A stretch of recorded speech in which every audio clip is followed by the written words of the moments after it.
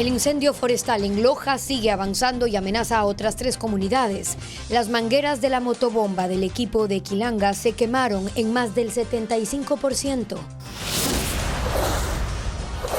La sequía se extiende y los caudales de los ríos Coca, Pastaza y Paute, que alimentan a las centrales hidroeléctricas, disminuyen en un 50%.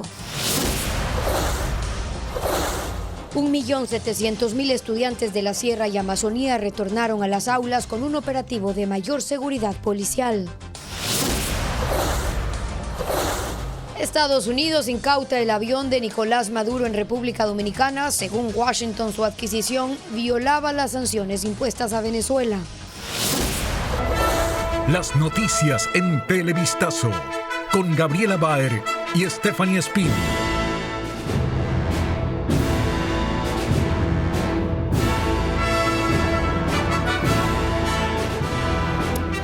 Amigos, bienvenidos a esta emisión de Televistazo con lo destacado de este lunes 2 de septiembre. ¿Qué tal, Gaby? Hola, Steffi, amigos, bienvenidos. Iniciamos con la situación de emergencia en Loja.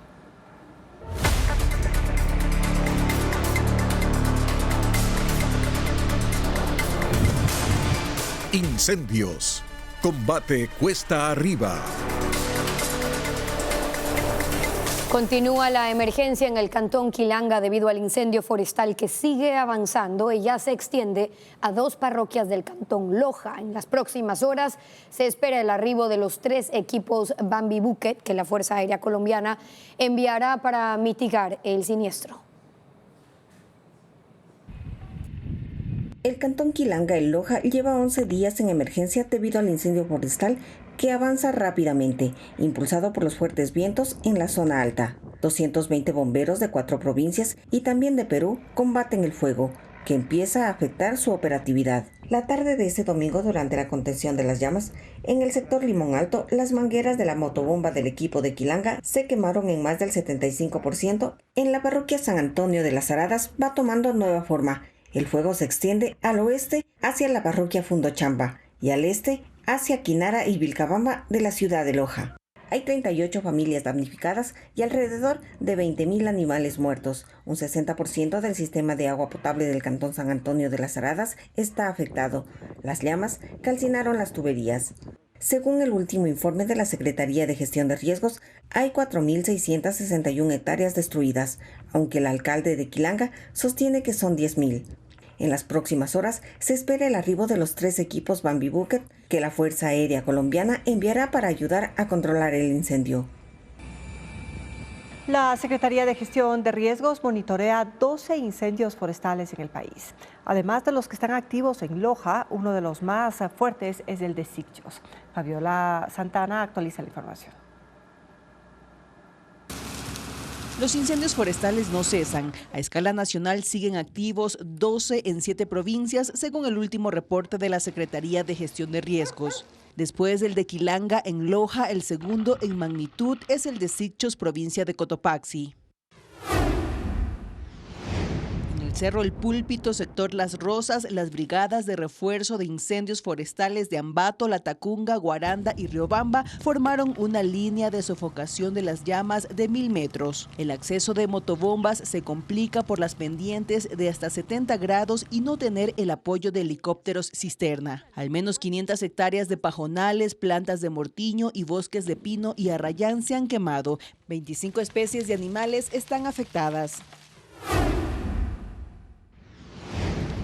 En el sector La Joaquina de Píllaro, provincia de Tungurahua, el cuerpo de bomberos de la parroquia logró sofocar el 80% del incendio, que ha consumido 18 hectáreas. El personal de la Secretaría de Gestión de Riesgos monitorea el resto de vegetación que aún no es apagada, pues el lugar es de difícil acceso. El fin de semana en esa provincia se detectaron 10 focos de llamas que consumieron 100 hectáreas. En Chimborazo están activos 3 incendios forestales, uno en Alausí y 2 en Riobamba. La mayoría son en sectores complicados de llegar y los bomberos han trabajado mediante georreferenciación. En Ibarra y Urcuquí hay otros 2 incendios que han afectado 35 hectáreas de matorrales. También se reportan otros en el cantón Espejo de Carchi y San Fernando de Azuay.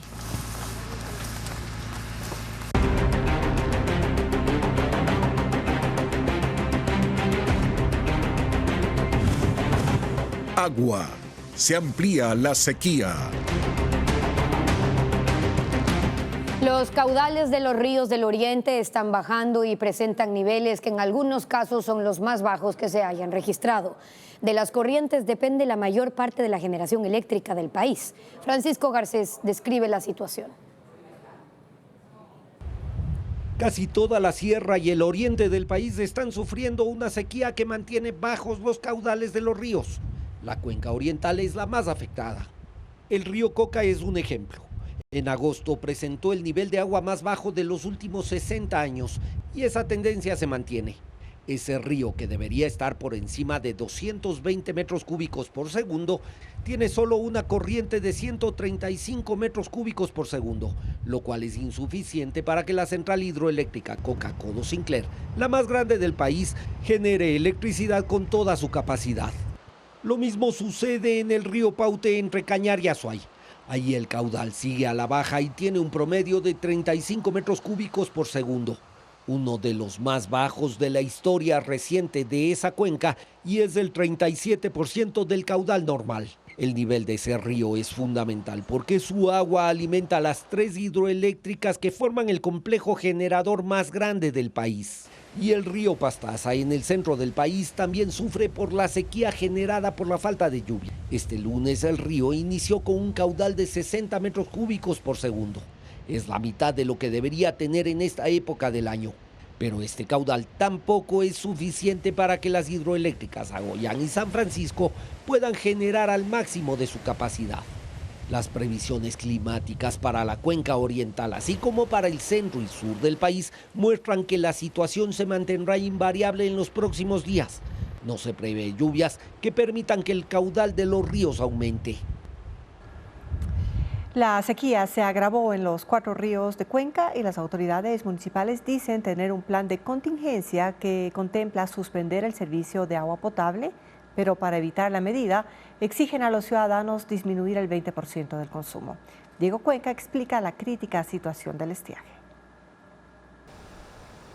El fin de semana, los caudales de los 4 ríos de Cuenca cayeron a su nivel más crítico de la sequía. Por eso, las autoridades del municipio este lunes iban a anunciar los racionamientos de agua potable en 110 sectores. Pero una ligera lluvia que cayó en la madrugada hizo que cambien los planes. De aproximadamente 3 milímetros, lo cual nos permite, por lo menos en los próximos 5 o 6 días, dar el servicio de agua potable de manera normal. Cuando no hay estiaje en los ríos Tomebamba, Machángara, Tarqui y Yanuncay, ingresa un promedio de 3.000 litros de agua por segundo, pero ahora solo reciben un promedio de 730 litros por segundo. Eso agravó la sequía, que ya cumplió 52 días. Y para enfrentarla, el municipio tiene listo un plan de contingencia que contempla suspender la distribución de agua potable hasta 8 horas al día. Sin embargo, el alcalde dice que si los ciudadanos ahorran agua, se podría frenar esa medida. Pero si disminuimos el consumo, podemos avanzar varias semanas sin necesidad de corte. Está en nuestras manos, cuencanos. Si llegamos a cortar el agua es por culpa nuestra. La meta que exigen las autoridades es disminuir el 20% del consumo de agua, pues cada habitante usa un promedio de 200 litros por día, el doble de lo que recomienda la Organización Mundial de la Salud. Si el río Tomebamba se seca por completo y la planta potable del Cebollar deja de recibir agua, afectará a 238.000 personas que viven en el centro histórico de Cuenca. Estados Unidos confiscó el avión del dictador venezolano Nicolás Maduro y se trata de un jet ejecutivo Falcon 900 que estaba en República Dominicana y ha sido requerido por autoridades de la administración de Joe Biden. La nave llegó este mediodía al aeropuerto de Fort Lauderdale, en Florida, y un funcionario de gobierno señaló que incautar el avión de un jefe de Estado extranjero es un hito en asuntos criminales. La incautación es parte de las investigaciones sobre prácticas corruptas del gobierno venezolano y por violar sanciones impuestas por Estados Unidos. El gobierno de Israel enfrenta una huelga nacional luego de manifestaciones masivas del fin de semana por el hallazgo de 6 rehenes muertos en Gaza. Exigen que el primer ministro Benjamín Netanyahu llegue a un acuerdo con Hamás o renuncie al cargo. El sindicato más grande de Israel convocó a una huelga general en solidaridad con las familias de los 6 rehenes hallados muertos en un túnel del sur de Gaza. Manifestantes han bloqueado calles y avenidas. Muchos no han ido al trabajo, afectando actividades bancarias, de escuelas, del servicio de transporte y de salud, entre otros. Las aerolíneas que operan en el aeropuerto Ben Gurión suspendieron sus vuelos de salida entre las 8 y 10 de la mañana, aunque los arribos continuaron como de costumbre. Sin embargo, varios municipios, incluido Jerusalén, no participaron de la paralización. Este fin de semana, cientos de miles de israelíes protestaron tras el hallazgo de 6 rehenes muertos en un túnel del sur de Gaza. Fueron las movilizaciones más grandes en 11 meses de guerra para exigir un acuerdo con el grupo Hamás. Señalan que aún hay 100 personas en manos de los militantes islámicos. Sin embargo, los servicios de inteligencia israelíes sospechan que 1/3 estarían muertos. Por ello, los manifestantes exigen una tregua, incluso si esto implica permitir a Hamás seguir operando en Gaza y retirar las tropas. Y en la Franja de Gaza empiezan los 3 días de tregua para la vacunación masiva de niños contra la polio. El gobierno de Israel y dirigentes de Hamás acordaron una pausa con fines humanitarios para que personal de Naciones Unidas pueda atender a 640,000 menores. El pacto incluye solo ciertas zonas para el desarrollo de esta campaña, mientras que en el resto del territorio continúan las acciones militares de las fuerzas de defensa contra miembros del grupo extremista palestino. Este lunes inició el año escolar en las instituciones educativas del régimen Sierra y Amazonía. Los estudiantes regresaron a las aulas con custodia policial. En 365 instituciones se mantendrá el resguardo de los uniformados durante todo el año lectivo. Adriana Bermeo amplía la información. Uniformes impecables, zapatos lustrados, mochilas nuevas, las bendiciones de los padres y la bienvenida de los docentes. Es el primer día de clases en 6.700 instituciones educativas de Sierra y Amazonía. Hay una particularidad más, la presencia de la policía que custodia la seguridad de los estudiantes y docentes en los exteriores de escuelas y colegios. 17.200 uniformados se desplegaron en las instituciones educativas y esa custodia se mantendrá en 365 zonas catalogadas como de riesgo por la policía. 14 están en nivel alto, 42 en medio y 309 en bajo. El objetivo es disminuir los casos de inseguridad, la delincuencia, el reclutamiento de niños y adolescentes para grupos delictivos y el acoso. Tenemos ya dispuesto cerca de un mes donde la planificación entre los ejes investigativo, inteligencia y el preventivo nos puede predestinar, saber o conocer qué tipo de situaciones importantes se pueden presentar, como la venta o expendio de drogas. La policía realiza un estudio de las zonas de riesgo y determina el número de uniformados que actuarán en cada unidad educativa. Oscilan entre 3 y 8. Este lunes, Televistazo realizó un recorrido por 6 escuelas y colegios. Solo uno no contaba con seguridad. La policía explicó que también se han asignado agentes de inteligencia vestidos de civil.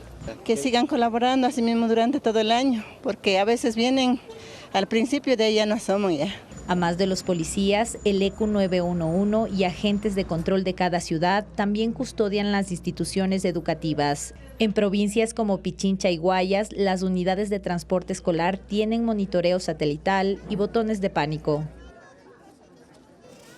Y con el inicio del nuevo año lectivo en el régimen Sierra Amazonía, también se retoma obligatoriamente la materia cívica, ética e integridad en el pensum académico. Serán 7 temas que se impartirán en esta cátedra y no tendrá calificación numérica, sino cualitativa. Lo informa Luis Alfredo Zúñiga. Desde este lunes, Cívica, Ética e Integridad volverá a ser impartida en todos los colegios. Serán los estudiantes del régimen Sierra Amazonía los primeros en tener nuevamente esta materia, que abordará 7 temas: principios y valores democráticos, integridad, conciencia social, ética, autoconocimiento e identidad nacional. Con estos temas se pretende desarrollar en los alumnos habilidades socioemocionales, como manejo de problemas y emociones, pensamiento creativo, comunicación efectiva y asertiva, conciencia social, empatía, entre otras. Cívica, ética e integridad será impartida desde inicial hasta bachillerato y los contenidos variarán dependiendo del nivel. Por ejemplo, en Identidad Nacional, un alumno de inicial recibirá directrices sobre el respeto a la diversidad cultural, género o estructura familiar, mientras que los de 15 a 17 años deberán interpretar políticas y estrategias para conservación de la biodiversidad. Y pues de hablar todos los meses de un valor que puede ser escogido por ellos o que también lo vamos a sugerir desde el Ministerio de Educación. El Ministerio de Educación ha sugerido que sean los tutores quienes den esta cátedra a los alumnos y se lo hará 1 hora a la semana. Cívica, ética e integridad no llevará una calificación numérica sino cualitativa, es decir, mediante la participación en actividades, exposiciones y otras. Los movimientos Revolución Ciudadana y Reto conforman la única alianza electoral nacional. Surgieron hace no más de 3 años previo a procesos electorales y como resultado del cambio de imagen de organizaciones políticas ya existentes. Pero este acuerdo no le ayuda al correísmo a superar su techo electoral, que era lo que buscaba con la unidad de izquierda. Luisa María Heredia con el análisis. Todavía no se ha oficializado cómo quedará el binomio presidencial de la única alianza que se logró entre organizaciones políticas de izquierda, integrada por los movimientos Revolución Ciudadana y Renovación Total Reto. El primero ya había presentado a Luisa González y a Diego Borja como sus precandidatos presidenciales. El segundo a Eduardo Sánchez y a Katia Caicedo. González y Sánchez lideraron el diálogo previo al acuerdo. En ese contexto se dejaron ver algunas veces juntos. Y este fin de semana Sánchez apareció en un video publicado en las cuentas de redes sociales de Reto, presentándose. Me llamo Eduardo Sánchez Saucedo y soy hijo de 2 migrantes rebeldes. Revolución Ciudadana y Reto son 2 agrupaciones muy similares. Se originaron prácticamente de la misma manera, previo a una elección y por el cambio de imagen de movimientos ya existentes. A Fuerza Compromiso Social, creado por el exministro Iván Espinel, se unió el ala correísta de Alianza País, tras la pelea con Lenín Moreno. Para las presidenciales de 2021 presentaron el binomio Andrés Arauz y Carlos Rabascal. Quedaron segundos. Poco tiempo después, Marcela Guiñaga asumió la presidencia de la organización y el CNE aprobó el cambio de nombre. En la actualidad, la presidenciable González encabeza el movimiento. Podemos, en cambio, era el movimiento político de Paul Carrasco, ex prefecto de Azuay, quien en 2022 dio un paso al costado. Eduardo Sánchez asumió la presidencia y centró la operación de la agrupación política en Guayaquil, pensando en las seccionales de 2023. Respaldó la candidatura a la prefectura de Andrés Gushmer, sin éxito, pero logró una concejalía en Guayaquil en alianza con la Revolución Ciudadana. Ese cargo lo ocupa Raúl Chávez, que ahora preside Reto, y cuya cercanía con el alcalde de Guayaquil, Aquiles Álvarez, unió más al movimiento con el correísmo. Sin embargo, aunque la alianza con Reto a la Revolución Ciudadana le garantiza beneficios legales y económicos, no le ayuda a superar su techo electoral, ese 47% de votos que el correísmo obtuvo en la segunda vuelta de las 2 últimas presidenciales, para lo cual promovía la unidad de izquierda. El correísmo deberá esperar a que en otra eventual segunda vuelta el resto de partidos y movimientos que no se aliaron lo hagan. Aunque desde ya cuenta con 2 bajas, el Partido Socialista Ecuatoriano y Unidad Popular, que desde el principio advirtieron que con el correísmo no harán un acuerdo jamás. La policía investiga nexos de la organización criminal venezolana Tren de Aragua y los Lobos de Ecuador en actividades de minería ilegal en Buenos Aires, en la provincia de Imbabura. La semana pasada fueron detenidas 14 personas vinculadas a esta presunta red internacional. Lo informa Paul Romero.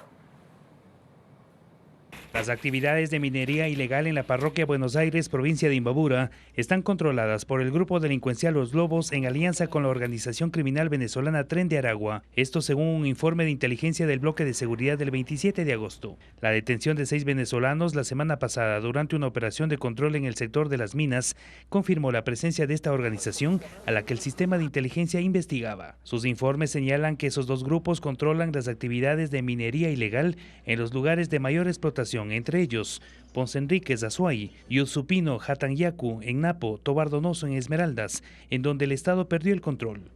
Los 6 venezolanos implicados están con prisión preventiva y la próxima semana rendirán su versión ante un juez anticorrupción del Cantón Urcuqui. En este caso también están procesados 8 ecuatorianos, entre ellos 4 militares en servicio activo. Ellos deben presentarse una vez por semana ante el juez de la causa. El ejército abrió un expediente administrativo en su contra para investigar posibles nexos con las bandas delincuenciales. Las entidades públicas restringen el acceso a la información pública. Nuevos sistemas de acceso a sus páginas de Internet hacen más complicado revisar información. El último caso es el de la Contraloría, que restringió el acceso a datos de las declaraciones de bienes de funcionarios públicos. Francisco Garcés amplía la información.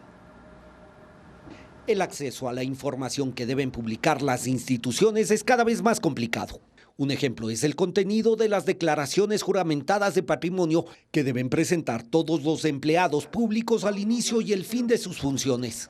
El jueves la Contraloría restringió el acceso a una parte de los datos. Ahora solo se puede acceder a la información general del funcionario y las cantidades globales de sus activos y pasivos, pero ya no a los detalles de bienes muebles e inmuebles y deudas adquiridas, datos a los que se podía acceder hasta el martes.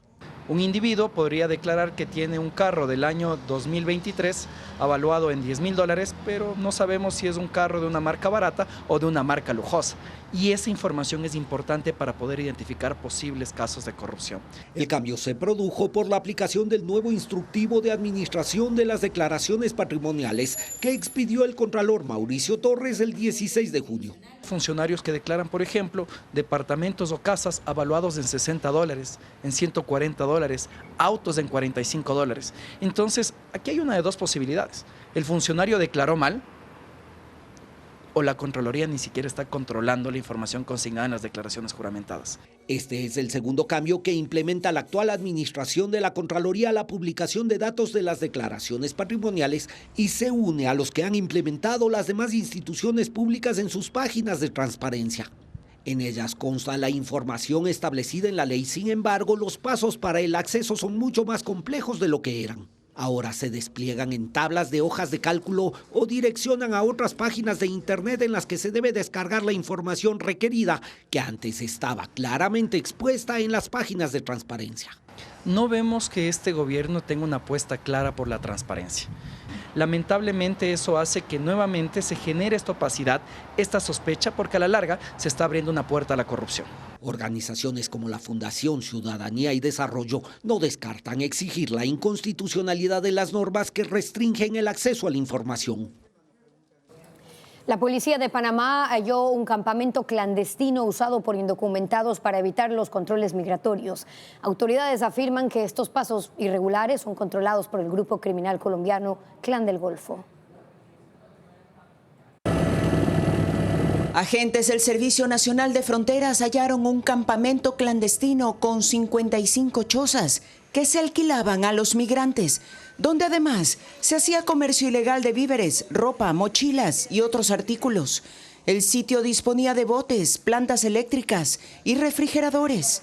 Los uniformados desmantelaron las instalaciones y retiraron el sistema de Internet usado por coyoteros y otros delincuentes. Según los militares, en estos sitios prolifera la prostitución, venta de drogas y extorsión de viajeros. De acuerdo con los gobiernos de Colombia y Panamá, todos estos asentamientos irregulares y rutas alternas son controladas por el grupo criminal colombiano, el Clan del Golfo. El campamento fue localizado a orillas de un río en una comunidad de la comarca Emberá, en Darién, lejos de las estaciones formales establecidas por el gobierno panameño, donde el ingreso de las personas es registrado en un sistema de migración y sus equipajes revisados por militares. Este trabajo de cierres de pasos irregulares también es parte de los esfuerzos de Panamá para canalizar la migración. Indonesia se alista para la llegada del Papa Francisco. 9.000 policías y militares resguardan la ciudad de Yakarta, en el país musulmán no islamista más poblado del mundo. El Papa llegará este martes en la primera escala de una gira por Asia y Oceanía. Durará 11 días y lo llevará además a Papúa Nueva Guinea, Timor Oriental y Singapur, territorios caracterizados por multiplicidad de culturas, confesiones y tradiciones religiosas. Este es el viaje apostólico número 45 del Papa y es el más largo que haya efectuado. Y Grecia se suma a los países que prohíben el uso de teléfonos celulares en escuelas y colegios. Empezará el 11 de septiembre, fecha de inicio del año académico, y los alumnos deben mantener sus dispositivos dentro de las mochilas durante la jornada. El gobierno ha puesto énfasis en el impacto negativo de los teléfonos en el entorno del aprendizaje y el nivel de distracción que conllevan. Según la nueva política, quienes incumplan la norma enfrentarán un día de suspensión, los reincidentes serán separados hasta por una semana y quienes filmen a compañeros o profesores sin consentimiento pueden ser expulsados. Nacen elefantes mellizos en una reserva natural en el sur de Myanmar, país de Asia. Son una hembra y un macho que nacieron con una diferencia de 4 minutos. La madre tiene 21 años y los primeros 2 días tuvo problemas para alimentar a las crías que fueron asistidas con biberones. El alumbramiento se dio en el campamento de Wingabao y es uno de los pocos casos de nacimiento múltiple de elefantes en ese país, donde solo han ocurrido 10 desde 1960. Mark Chávez, uno de los médicos investigados por la muerte del actor Matthew Perry, se declaró culpable como parte de un acuerdo judicial. El doctor de 54 años fue arrestado junto a otros 4 sospechosos, incluyendo personas cercanas al actor, quienes le suministraron ketamina. Chávez es el tercero en admitir su responsabilidad y se espera que comparezca ante la Fiscalía para formalizar su declaración. Él fue despojado de su licencia médica y enfrenta una pena de hasta 10 años de prisión. Se encuentra libre bajo una fianza de $50,000.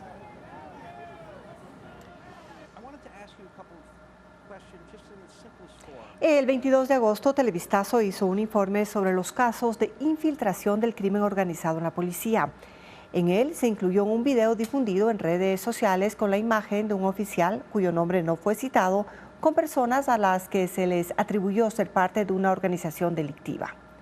El capitán Martín Granda dice que él no pertenece a ninguna organización delictiva y que la difusión de ese video daña su imagen. Este noticiero toma nota y hace la respectiva aclaración. Los restos de Leonardo Caiza son velados en Quito.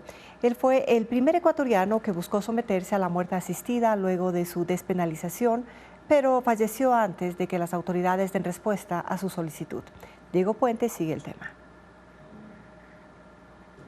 Leonardo Caiza, de 67 años, fue el primer ecuatoriano que buscó someterse a la eutanasia luego de su despenalización en abril pasado, pero murió antes de que su derecho sea atendido por las autoridades de salud. El 18 de agosto estuvo en una reunión con familiares y amigos para despedirse antes de someterse al procedimiento que esperaba fuera pronto. Este domingo falleció por un paro cardiorrespiratorio. Según la familia, hubo retrasos en el hospital del IES San Francisco de Quito, específicamente en la entrega del informe médico, uno de los requisitos para aplicar a la eutanasia.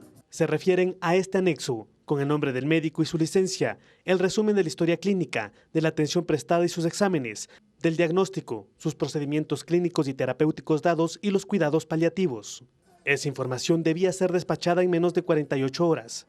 El hospital demoró más de un mes. Tampoco debía pasar por su área jurídica porque eso no consta en el reglamento vigente sobre la muerte asistida, pero allí permaneció días. Ahí quedó más o menos unas 2 semanas. Los abogados de ahí no sabían qué hacer. La demora en la entrega de este anexo provocó que los informes psicológico, psiquiátrico y socioeconómico caduquen. Esto porque fueron obtenidos antes en la clínica de cuidados paliativos donde permanecía Leonardo Caiza y el reglamento establece una validez de 30 días. Tuvieron que volverlos a sacar. Los familiares esperan que en futuros casos los pacientes no deban depender de la burocracia que entorpece los procesos y alargan la agonía. Con la pena que él tenía, porque todos los días me preguntaba qué pasó de la documentación, qué pasó con los papeles, qué pasó, ya va cerca, ¿cuándo dicen? Existe un proyecto de ley sobre la eutanasia que corrige los vacíos en el reglamento. Todavía no ha sido calificada por el CAL para ser tratada en una comisión. La Asamblea regresa del receso este martes y mediante un cambio del orden del día esperan tener un pronunciamiento sobre el dictamen judicial que dispone se suspenda el juicio político a la ministra del Interior, Mónica Palencia, y se retomen otros 3 archivados. Patricio Díaz informa que las bancadas, excepto el oficialismo, piden no acatar la sentencia. La pugna entre la Asamblea y la Justicia por los juicios políticos será tratada en el Pleno. La Asamblea retorna del receso este martes y mediante un cambio del orden del día presentado por el correísmo, se busca un pronunciamiento del Pleno frente al dictamen del juez Edgar Romero, que exige a la Comisión de Fiscalización suspender el juicio político contra la ministra del Interior, Mónica Palencia, y retomar 3 juicios archivados por retiro de firmas a funcionarios del anterior gobierno. El Partido Social Cristiano, el correísmo y Construye consideran que la sentencia es una intromisión en las funciones del legislativo. El presidente de la Asamblea, Henry Kronfle, anticipó la semana pasada que era necesario un pronunciamiento del Pleno y respaldó al secretario del Parlamento, que anunció que ese dictamen no será acatado. El legislador Otto Vera anticipa hacia quién irá dirigida esta resolución del Pleno. El máximo organismo de administración y disciplina de la justicia es el Consejo de la Judicatura. Ese exhorto iría ahí y que recapacite la función judicial para que no vuelvan a cometer errores de esta naturaleza que dicen mucho más y desde luego que generan más desconfianza. El oficialismo, en cambio, insistió en que el juicio político a Palencia debía suspenderse e incluso la funcionaria en una carta pidió a la Comisión de Fiscalización que suspenda el proceso en su contra.